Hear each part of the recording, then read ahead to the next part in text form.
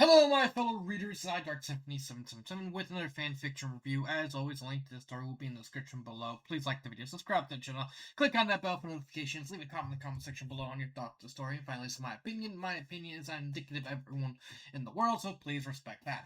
So, the story I am doing a review of today is Out of the Shadows and Into the Light by Lord Crump. It is a Mario fanfiction. It is, by grace of God, a story focused on the best girl. The best waifu. The best Mario character. Okay, that one's kind of subjective, but hey, I like Vivian. You can't blame me. She's adorable. Definitely deserves head pets. Do I need to remind you of the Vivian plushie that I have? No, because I already did. So anyway, so you could tell that I'm gonna be a bit biased in this story, which to be fair, I have an entire tier literally named after a Vivian story.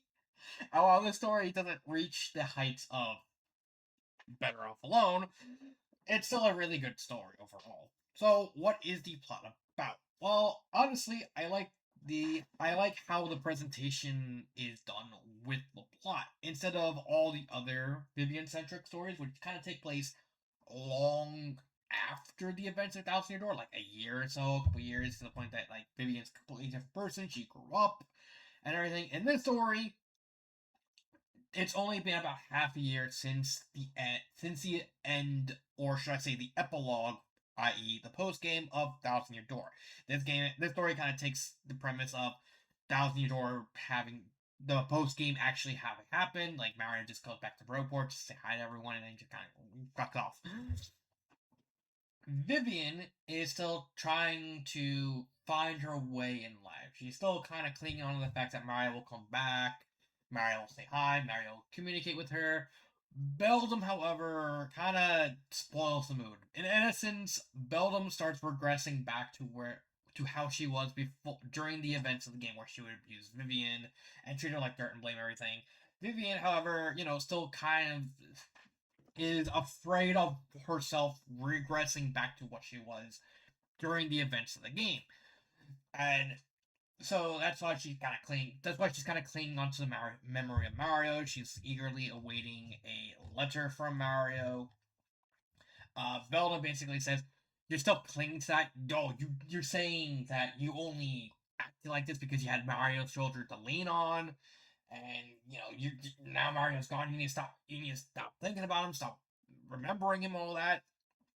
Vivian runs away to the creepy steeple and realizes that in a sort of twisted sort of way, Bellum is kind of right. So she decides, I am going to pick myself up. I'm going to try and become independent. This is basically a story about Vivian becoming independent, like separating herself from her sister, saying, I don't need to rely on my sisters anymore. I don't have to rely on Mario. It took like my sister being an absolute jerkwad, but I'm gonna become independent. I'm gonna build myself up with like my own job and my own life. And I'm gonna go back to my sister. I'm gonna go, ha, did it. Just basically prove to her sister that yeah, she's now in that she can move on from Mario. She can move on from everything and become her own person. However, before that, she gets a little weird orbular package. I kind of pointed the plot kind of sort of out of place. She gets a weird pocket, like a weird device thing from the Xnox. In that sense, it's revealed that one of the members, Johnson, is basically just making these things, kind of just send them to random places, and Vivian and the creepy steeple just happened to be one of the places that it just ended up at. So Vivian thinks, you know what? The X-Docs, they're up to no good. They're regressing just like my sister. It turns out that it's just a guy bored out of his mind, just throwing these out there just to hopefully get a job. Man, I just want a job, man. What are you looking at me for? So Vivian kind of gets Miss Mouse. They kind of go investigate. They discover, yeah, it's just they're not really up to anything evil. Miss Lady Bow kind of joins them because, like, hey, you teamed up with Mario, I teamed up with Mario. Maybe we can find some commonality. And of course, Lady Bow does Lady Bow things. Uh, Afterward, when they realize, oh, they weren't doing anything, they kind of just hang out. They run into Flurry. Flurry basically says, well, you're trying to find something. Well, there's this competition that's happening involving acting. Why don't you give it a shot? Vivian, gives it a shot. Lord Crump actually gets involved too. He's like, hey, yo, can I join too? I kind of need money. Well, we just kind of need the money. We're more or less just homeless. Please. So it's like, alright. Flurry runs them through the ringer. They try out the competition. They apparently lose the competition like a school group. However, this pleases Lady Bow, and she looks upon the whole thing. It's like, wait a minute, I can use this. And so she sets up a movie studio.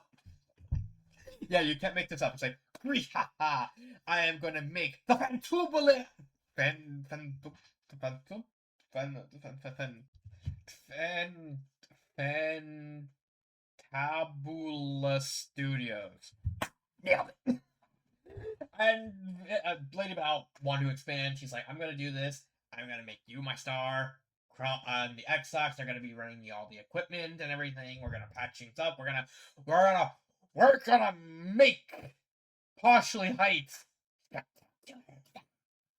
Boo jazz hands. And of course, Vivian realizes this is my chance to prove Belgium wrong. That I can be independent. That I don't need to be dependent on people. And technically, she's technically getting a job. She's living on her own. She gets like a little shack. They start doing jobs. They start building. They start repairing the home. Grodus gets out of his depressive funk. He's like, wait a minute. Maybe helping people can be working. He even gets like a little prosthetic body, and it really seems like a very sort of like coming of age story. Like Vivian becoming her own woman, branching out, and proving that she can do her own thing. However, and this is gonna be a big however with an asterisk because while making the little cartridges, like the little care packages, Johnson accidentally sends one to Dimension D. The dimension where this fucker lives. And him being absolutely bored, keep in mind the story takes place before Super Mario. Him being absolutely bored, sees the care package, like, well, I know what I can do to occupy my time right now. They basically just spend half the story just kind of watching, and then he comes up with like a weird plan with Popple involving the Beamstar. Admittedly, I'm very mixed on the story because on one hand, it does provide a sort of actual conflict because Dementio is not really doing this for any stakes. It's more like I already have everything set up for the events of Super Paper Mario. I'm just waiting for that to start before I actually start to get involved. This is more just like relieving boredom or everything, and the whole thing with the Beanstar. If I get the Beanstar, I get the Beanstar. But if not, then it's like fine, whatever. I don't need the Beanstar. The Beanstar would be just like extra insurance if I actually manage to get my hands on it. But I don't need it because I'm already gonna win my plan. Spoiler alert: we play Super Mario. No, he doesn't. So I like, just something to do.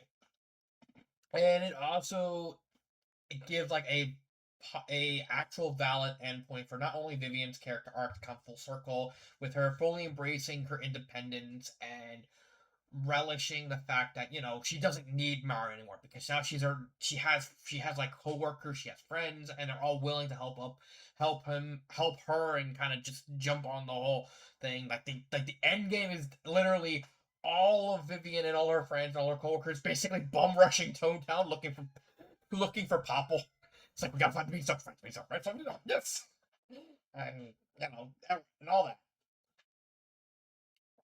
And also it also provides a capstone for Grodus' character and his little character arc of like getting over his depression, realizing there's more in life than just taking over the world. Like I can be happy, just in essence, technically being an executive of a studio. He's still technically bossing people around, but now he's actually has fulfillment in his life. He's actually like genuinely happy. He even like cheered up Vivian near the end when she like started to go depressed. He's like, "No, you are better than this. You beat me all those months ago, and you are not gonna go out like this. Chin up, square your shoulders. Get out. I'll help you. But you have a broken hand. That's redundant. We gotta go to town now." And that's all fine and dandy. On the other hand, why is this here? Because the story already kind of banked on a central conflict between Vivian and Beldam. Basically, Vivian wanting to prove Beldam wrong, and Beldam eventually kind of seeing that, oh hey, she proved me wrong. I'm still gonna be the jerk and kind of work things out. Granted, that one kind of solved itself with Beldam just watching TV, seeing one of Vivian's first role as like an actress, and then kind of just what I'm dipping. I'm dipping. Dip, dip. So that whole thing with Beldam solves itself. So Dementio's at it, but it's like it feels like the author just wanted to add in the Super Paper Mario as well as the Mario and Luigi series references, just to throw them in there. I can appreciate the fact that the author went out of their way to try and actually make it seamless, like actually having a legitimate reason why these elements are introduced in the story. Again, Dementio's just kind of bored. And he's just kind of he's passing time until like the events of Super Mario happen, and Popple's there because he stole the Beanstar and kind of introduced the conflict that's going to happen at the climax of the story. When you have an entire story, the first chapter already setting up the conflict, and then you just remove that conflict in favor of like just throwing in a completely different conflict in there, it kind of just comes off as off. I'm not going to say this specific storyline is bad because like I said, I understand the fact that the author, at least made the chance of actually making it work seamless as this can into the overall story. So it's not too big an issue, but it still kind of reeks of just throwing it in there. So I can appreciate that. And the story kind of ends with Vivian, a year later, Vivian being happy, Grodus being happy, everyone being more or less being happy. The fact that hey, Vivian's independent, Grodus now completely depressed. The X-Hawks have their job, have like a way of life. Now basically just gets to gloat and bathe in the money. Like yes, are these dollars? Because she thinks she just wanted to be rich. So overall, it's a neat, tidy, compact story. It's not too complicated because it's ultimately just Vivian wanting to become independent and proving her sister wrong, that she doesn't want to be dependent, that she doesn't have to be dependent anymore, and she wants to learn to be dependent and be her own woman. I can understand it. It's a very simple story. It's executed very well. Yes, you can make the argument that the whole thing with Dementio didn't need to be here. Honestly, I would agree with you, but you can also make the argument that it works in the context of the story. Point is, there's a lot you can take away with that specific plot point. Character wise, it's really only Vivian. I mean, technically there's Grodus, but Grodus doesn't really have. Grodus only starts showing up in like the second half of the story, and his entire arc is just literally just getting over his depression. That's literally all his entire character is in the story. Just very depressed, and eventually overcoming the depression to kind of cheer up Vivian and become like an executive. I'm guessing he kind of like a producer or something like that. Vivian's character, of course, it's the same. It's like I said in the plot. She just wants to become dependent. She wants to prove her sister wrong. It's very well executed. I like everything about her character. I like the fact that it's so different from the other takes of Vivian's I read, like in Better Off Alone. It's more focused on like her depression.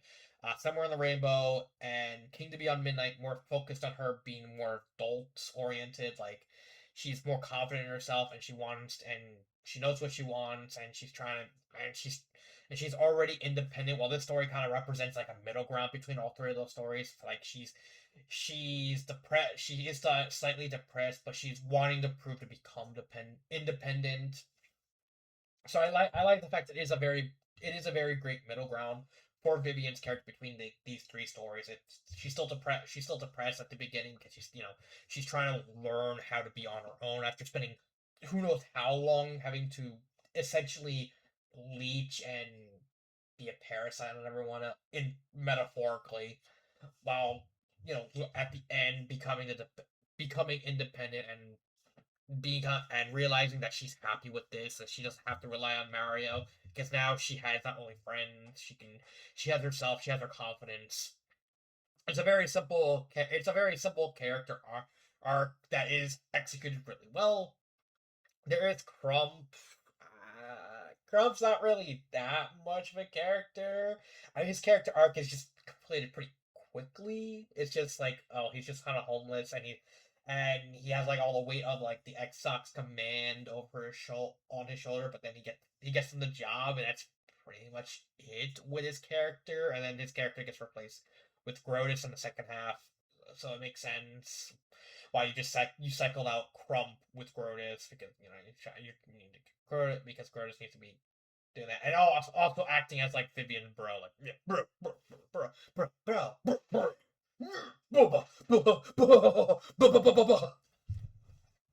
I had to do the laugh once. And then finally you have Lady Bao, who's not an important part of the story. She's more plot relevant. She's not too developed a character, but that's kind of the point with her. She's meant to push like the important parts of the story forward because in essence, in order for the story to work, they need to get a job. So Lady Bao is basically financing the job, and then they start building everything. And then once the whole Dementio plot starts happening, Lady Bao has to be the one that it has to be an employee of Lady Bao. So plot wise, Bao is very important, but in terms of like actual character, she's kind of a bitch. Then again, it is Lady Bao. It is Lady Bao being a bitch. It's like a big part of her character. Oh, I would have roasted the author alive if she had made her kind. It's like no. The author understood the assignment, made her a bitch. You're good. Hell, if you never played the original Paper Mario, she's technically the one who has the Star Spirit. It's like, hey Mario, hey you, my name is Mario. Yes, I need you to help me. What'd you do it? I have your Star Spirit locked up in the chain. I'm sorry, Mario, just kidnapped me. I tried to escape from the castle, and then she just found me, and then she locked me up in this cage. So I'm sorry, man. I'm sorry, man. You monster! What are you gonna do? I'm gonna blackmail you. What are you gonna do to me? What are you gonna do to me? If you if you beat up the being that we bullied, that we used to bully, I shit you not. This actually happened in the original Paper Mario. Lady Bao basically bullied the main villain of that chapter to the point where he goes up to Bowser like, Bowser, I'll work for you. Just make me invincible so I can punish his ghost. It's like, okay. Grant, Grant's wish. He starts beating up the moves, and it's like, haha, how do you feel about that? And then when you beat him, it's like, oh, what are your people gonna do? I thought we're just gonna bully him some more. Then we're booze. We're gonna mess with people. It's really funny. It's also really dark when you think about it. Like, oh yeah, we bullied a guy so much he asked to be the main villain's lackey to get revenge, and then when we stopped him, we're just gonna bully some more. Like, yeah, get him. Too much about glazing Lady Bell. I love Lady Bell. I just like the fact she's just an unrepentant bitch. I wouldn't have it any other way with her. But yeah, in relation to the story, she's not a fully developed character. What you see is what you get. She's just Lady Bow. The men feel popular. They're serviceable villains. Beldam is a nothing character with like considering the fact the entire story technically starts with her starting to regress back to pre like canon Beldam, like pre-game Beldam. It seems weird that she's not involved in the story. Like she only shows up at the very beginning of the story and like near the end where she watches the TV and decides I'm gonna send a letter to say where me and Marilyn are gonna go to Toad Town to see you. You know, and that's it also technically appears at the end where she like freezes Popple's legs, like Bella, stop it, keep him from getting the peach. It's um, he, like waves her hand and like freezes turns Popple's legs into ice cubes. Like, I did my job. It's fine, but I really wish if there's one legitimate criticism about the story is I would have wished for Belgium to appear more. But I'll talk about that at the end because I do have something in mind for Beldam at the end. Grammar. The first couple of chapters had like an issue with like some run-on sentences, but I think, which is not the worst thing in the world. It could be just keep an eye on that in case you do it again. Yeah, like right that. Like I think I did see a couple run-on sentences throughout, just like the first chapter or two. That's it. That's it. But again, nothing bad. Pacing, I think the pacing is really well. It's 126,000 words, so it's not the longest fan fiction. Think about this. This is like a novel length, and like this is barely a blip for like length. Like, what is? I'm curious. What is the longest? I'm gonna look something up. What is the longest Mario fan fiction? Yeah, here it is. This is the longest story in Mario fan fiction. And I already reviewed it long, long ago. So yeah. So like this is just a blip in the radar. I basically just read this while on vacation and stuff like that. So I think the pacing is good. I think the grammar, besides a couple grammar sentences, is good. Characters are good, minus Beldam. The plot is good. Granted, you can make the argument that the whole dementia thing just didn't really need to be here, but you can also make the argument that it kind of works in this, at least in this case. Would I recommend this? Yeah. I mean, this is probably in terms of like Vivian's, like you have Better Off Alone, you have Somewhere Over the Rainbow, you have Kingdom of Beyond Midnight, you also have my girlfriend's version of Vivian, like the aggressively friendly Vivian, and also Saboteur's Island Vivian. This is like somewhere in the middle. I would say this is like this take on Vivian's probably better than Somewhere Over the Rainbows, but I wouldn't say it's as good as Better Off Alone, and definitely not as good as Kingdom of Midnight. Kingdom Beyond Midnight still has like the best take on Vivian, in my opinion. But this is probably just under Better Off Alone, but better than Somewhere Over the Rainbow, better than aggressively Vivian, better than aggressively friendly Vivian, and way better than Saboteur's Island Vivian, which is like the Saboteur's Island is still like the worst Vivian because it's just Vivian. It's just a retread of Vivian, but just more boring. Uh, But yeah, I can recommend this story. It's not the greatest story. It's not nowhere near Better Off Alone tier. Uh, but I do think it is a very solid story. Like there's nothing again. All the issues that I would have with the story, like you can easily find like workarounds if like thinking for like 5 seconds. But yeah, that's it. Favorite part easily the whole bean. The whole chapter 21 where like the story kind of starts in like the dreamscape because Papa accidentally wished on the dream star to everyone fall asleep. He didn't try to do it. It just accidentally happened, and Vivian's dream is like she's kind of in like a happy family. Beldam and Marilyn are just kind of being nice to her, and she quickly realizes that this is a dream because that's not how Beldam would act. And she realized that she came so far, and she even leaves, and she kind of travels through like a dreamscape, trying to go up to the Dream Star, find the Dream Star, and try and wish everyone awake. It's a great capstone to ending her entire character arc. Where like her, as she gets closer to Dream Star, she sees like all the different fantasies that she could have, like her falling in love with Mario, like and all like her being a hero, getting the love, even like all these happy endings. But she realized that she's happy as she is, and wishing the Dream Star to everyone awake because she wants everyone else to be happy. I think it's a great way to end the story. Is there anything I would change with this story? No.